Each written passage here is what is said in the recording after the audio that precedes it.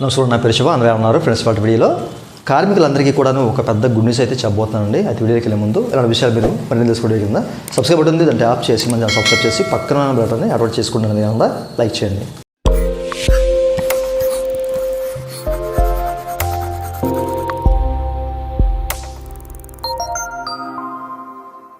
ఇక టాపిక్లోకి వెళ్తే కనుక కార్మికులందరికీ ఒక పెద్ద గుడ్ న్యూస్ అండి. మనకి ఒక 4 లేబర్ కోడ్స్ అనేవి అమల్లోకి అయితే వచ్చాయన్నమాట 21వ తారీఖు నుంచి. సో మీరు ఇక్కడ చెక్ చేసుకోవచ్చు. మనకి ministry of labour and employment వాళ్ళు ఈ ప్రెస్ నోటీస్ రిలీజ్ చేశారన్నమాట. ఈ ప్రెస్ నోటీసులో ఏంటంటే ఇక్కడ క్లియర్గా మెన్షన్ చేశారన్నమాట. ఈ యొక్క ఇంటర్నేషనల్ ఆర్గనైజేషన్ అంటే ఈ యొక్క అంతర్జాతీయ సంస్థలు ఏవైతే ఉన్నాయో సో వీటిలో ILO అంటే international labour organisation and international social security association ISSA. So వీళ్ళు ISSA. సో వీళ్ళు ఏంటంటే మనకి ఈ యొక్క 4 లేబర్ కోడ్స్ అనేవి అమలులోకి తీసుకొచ్చారన్నమాట. ఆ లేబర్ కోడ్స్ ఏంటి అనేది కూడా మీకు చూపిస్తాను. 21/11/2025 నుంచి 4 కోడ్స్ అనేవి అమలులోకి అయితే వచ్చాయన్నమాట. ఓకేనా? సో మీరు ఇక్కడ చెక్ చేసుకోవచ్చు. వేతనాల మీద, ఫస్ట్ ఆఫ్ ఆల్ వేతనాల మీద, అలాగే మనకి ఈ యొక్క ఇండస్ట్రియల్ రిలేషన్స్, ఓకేనా, ఈ సంస్థలు ఏవైతే ఉన్నాయో ఈ యొక్క సంస్థకు సంబంధించిన సంబంధాల మీద, అండ్ సోషల్ సెక్యూరిటీస్ మీద, మనకి సామాజిక భద్రత మీద, అండ్ ఆక్యుపేషనల్ హెల్త్ మీద, ఓకేనా, హెల్త్ మీద, సేఫ్టీ మీద, అండ్ వర్క్ కండిషన్స్, ఓకేనా, పని ప్రదేశాలకు సంబంధించిన ఆ యొక్క పరిస్థితులు బట్టి ఈ 4 కోడ్స్ అనేవి మనకి అమల్లోకి అయితే వచ్చాయి. సో వీటిలో చాలామంది డిఫరెంట్ టైప్ ఆఫ్ కంపెనీలో వర్క్ చేస్తారు. చాలా కేటగిరీస్ ఉంటాయి. సో ఏ కేటగిరీ వాళ్ళకి ఎట్లాంటి బెనిఫిట్స్ అనేవి వస్తున్నాయి అనే దాని గురించి మీకు క్లియర్గా ఒక్కొక్క వీడియో నేను రీచ్ చేస్తూ ఉంటాను అనమాట. ఓకేనా? మీరు మన ఛానల్ అయితే సబ్స్క్రైబ్ చేసుకోండి, రెగ్యులర్గా వాచ్ చేస్తూ ఉండండి. ఓకేనా? నేనైతే ఒక్కొక్క వీడియో రిలీజ్ చేస్తాను ఎవరెవరికి ఎట్లాంటి బెనిఫిట్స్ చేకూరబోతున్నాయి అనే దాని గురించి. ఓకేనా? అట్లాగే ఇంకొక ప్రెస్ నోటీస్లో కూడా వీళ్ళు క్లియర్గా మెన్షన్ చేశారని మీరు చెక్ చేసుకోవచ్చు. Okay, pre labour reforms, post labour reforms అంటే ఈ యొక్క సంస్కరణ ముందు, సంస్కరణ తర్వాత ఇప్పుడు ఎలా ఉంది, మనకి 21వ తారీఖు నుంచి మనకి ఎట్లాంటి సంస్కరణలు తీసుకొచ్చారు అనే దాని గురించి క్లియర్గా ఎక్కడైతే మెన్షన్ చేశారన్నమాట. ముందుగా వచ్చేసరికి ఏంటంటే ఈ యొక్క ఏదైనా ఒక కంపెనీలో జాయిన్ అవ్వాలి. సో ఇంటర్వ్యూకి వెళ్ళిన తర్వాత సెలెక్ట్ అయిన తర్వాత కొన్ని కంపెనీస్ ఏంటంటే మనకి ఆఫర్ లెటర్స్ అనేవి ఇస్తూ ఉంటాయి అనమాట. ఓకేనా? సో ఆఫర్ లెటర్స్ ఇచ్చిన తర్వాతే సో మనం ఉద్యోగంలో జాయిన్ అవుతాం. సో ఆఫర్ లెటర్లో పలానా డేట్లో జాయిన్ అవ్వాలి, పలానా అని చెప్పేసి ఉంటుంది అనమాట. ఓకేనా? ఇది అందరికీ మ్యాండరీ కాదు, అంటే అపాయింట్మెంట్ లెటర్ అనేది అందరికీ మ్యాండరీ కాదు. ఓకేనా? అయితే ఇప్పుడు దీన్ని మ్యాండరీ చేశారు. ప్రతి ఒక్కరికి అపాయింట్మెంట్ లెటర్ అనేది ప్రొవైడ్ చేయాలి అని చెప్పేసి అయితే క్లియర్గా మెన్షన్ చేశారు అనమాట. ఇది మ్యాండరీ. సో ప్రతి ఒక్కరికి కూడా ఇది మ్యాండరీ అనమాట. ప్రతి కంపెనీ కూడా అపాయింట్మెంట్ లెటర్ తప్పనిసరిగా ఇవ్వాలి ఇక్కడి నుంచి. ఓకేనా? ఈ సంవత్సరాల తర్వాత. ఓకే, అన్న తర్వాత సోషల్ సెక్యూరిటీ కవరేజ్. సో ఈ సోషల్ సెక్యూరిటీ కవరేజ్ అనేది ఇంతకుముందు మనకి లిమిటేషన్స్ ఉండేవి. ఓకేనా? ఈ సామాజిక భద్రత మీద కొన్ని లిమిటేషన్స్ అనేవి ఉండేవి అనమాట. ముఖ్యంగా గిగ్ వర్క్స్ కానివ్వండి, ప్లాట్ఫామ్ వర్క్స్, అట్లాంటి వాళ్ళకి కొన్ని లిమిటేషన్స్ ఉండేవి. అంటే ఈ యొక్క PF కానివ్వండి, లేకపోతే ESIC కానీ సో ప్రతి ఒక్కరికి అందుబాటులో ఉండేది కాదు. ఇప్పుడు ఇది మ్యాండరీ అనమాట.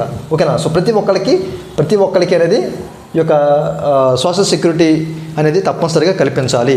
ఇందులో ముఖ్యంగా ఏంటంటే ESIC, అలాగే మనకి PF సంబంధించి అనమాట అందరికీ ఇవ్వాలి. ముఖ్యంగా ఇక్కడ క్లియర్గా మెన్షన్ చేశారు, గిగ్ అండ్ ప్లాట్ఫామ్ వర్కర్స్ ప్రతి ఒక్కరికి PF, ESI కల్పించాలన్న ఉద్దేశంతో. ఇది తర్వాత ఏ విధంగా మనకు తీసుకొస్తారు అనే దాని గురించి చూద్దాము. ఏదైనా అప్డేట్ వస్తే మీకు తప్పనిసరిగా తెలియపరుస్తారు అనమాట. ప్లాట్ఫామ్ వర్కర్స్ ఎట్లాగా వాళ్ళకి ఈ యొక్క కవరేజ్ అందుతుంది అనే దాని గురించి తర్వాత చూద్దాము. ఓకే, ఆ తర్వాత మినిమం వేజ్ అండి.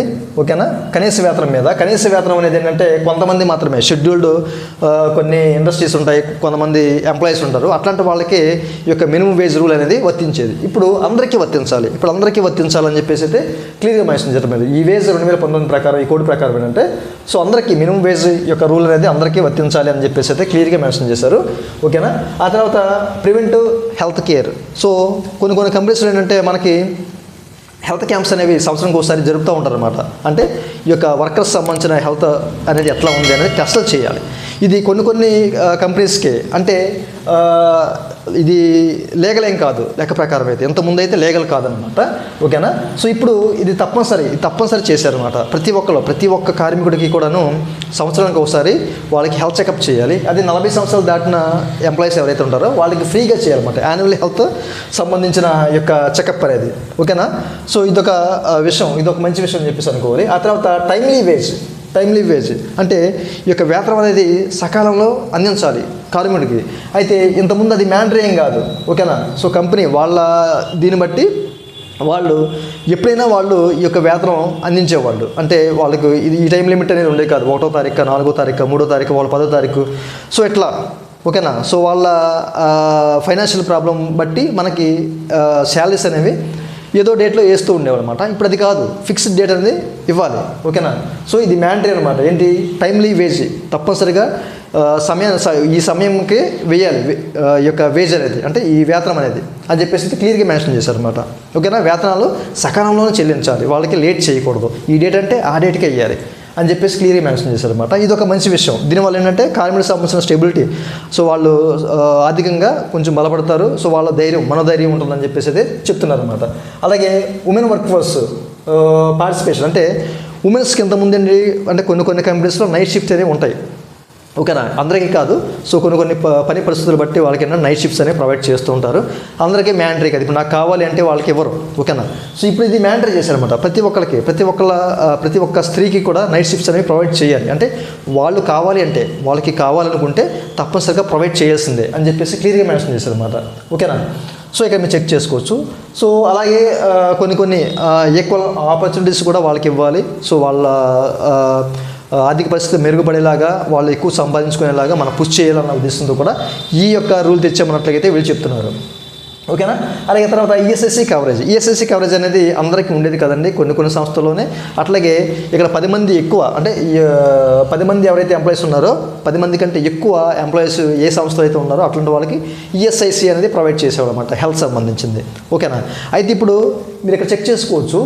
వీళ్ళేంటంటే ఒకళ్ళు, అంటే 10 మంది లోపున్నా కానీ, అంటే ఒక సంస్థలో ఒకళ్ళు పనిచేసిన వాళ్ళకి ఈఎస్ఐసి అనేది కల్పించాలి అన్న ఉద్దేశంతో ఈ రూల్ తీసుకొచ్చారు. అంటే ఒకళ్ళు ఉన్నా కానీ కంపెనీలో వాళ్ళకి ఈఎస్ఐసి అనేది బెనిఫిట్ అనేది తప్పనిసరిగా ఉండాలి. అది ఎవరైనా కానీ, ఏ కంపెనీ అయినా కానివ్వండి, ఏ ఇండస్ట్రీ అయినా కానివ్వండి అని చెప్పేసి మెన్షన్ చేశారు. ఇంతకుముందు పాన్ ఇండియా, అంటే ఇండియాలో ప్రతి చోట ఉండేది కదండి ఈఎస్ఐసి అనేది, అందుబాటులో లేదనమాట. ఇప్పుడు ఓవరాల్ ఇండియాలో పాన్ ఇండియా, సో ప్రతి చోట అనేది ఈ యొక్క ఈఎస్ఐసి అనేది మ్యాండరీ చేశారు.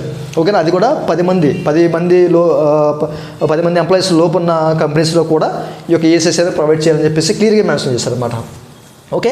సో అట్లాగే మీకు చెప్పాను, డిఫరెంట్ టైప్ ఆఫ్ వర్కర్స్ ఉంటారన్నమాట. కాంట్రాక్టర్ వర్కర్స్ ఉంటారు, అలాగే గిగ్ అండ్ ప్లాట్ఫామ్ వర్కర్స్ ఉంటారు, ఉమెన్ వర్కర్స్ ఉంటారు, యూత్ వర్కర్స్ ఉంటారు, ఎంఎస్ఎంఈ వర్కర్స్ ఉంటారు, అలాగే బీడీ అండ్ సిగరెట్ వర్కర్స్ ఉంటారు. ఓకేనా. అలాగే ఆడియో విజువల్ డిజిటల్ వర్కర్స్ ఉంటారు, మైన్ వర్కర్స్ ఉంటారు, అజైడల్స్ ఇండస్ట్రీ వర్కర్స్ ఉంటారు, టాక్సిక్ వర్కర్స్ ఉంటారు. ఓకేనా. డాక్ వర్కర్స్ ఉంటారు, ఐటీ వర్కర్స్ ఉంటారు.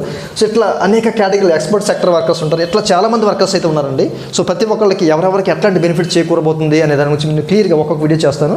సో మన ఛానల్ అయితే సబ్స్క్రైబ్ చేసుకోండి, డైలీ వాచ్ చేస్తుండండి. ఓకేనా. సో చూసారు కదా, మనకేంటంటే 4 కోర్స్ అనేవి అందుబాటులోకి వచ్చేసాయి.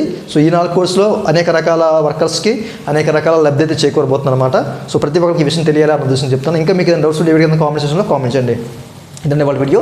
ఈ వీడియో మీరు నచ్చిన కింద లైక్ బటన్ లైక్ చేసి మన సపోర్ట్ చేయండి. అలాగే 2 నిమిషాలు మీరు మళ్ళీ తీసుకునే కింద సబ్స్క్రైబ్ ఉంది, దాన్ని ట్యాప్ చేసి మన సబ్స్క్రైబ్ చేసి పక్కన ఉన్నట్టు order. Thank you for watching and జై హింద్.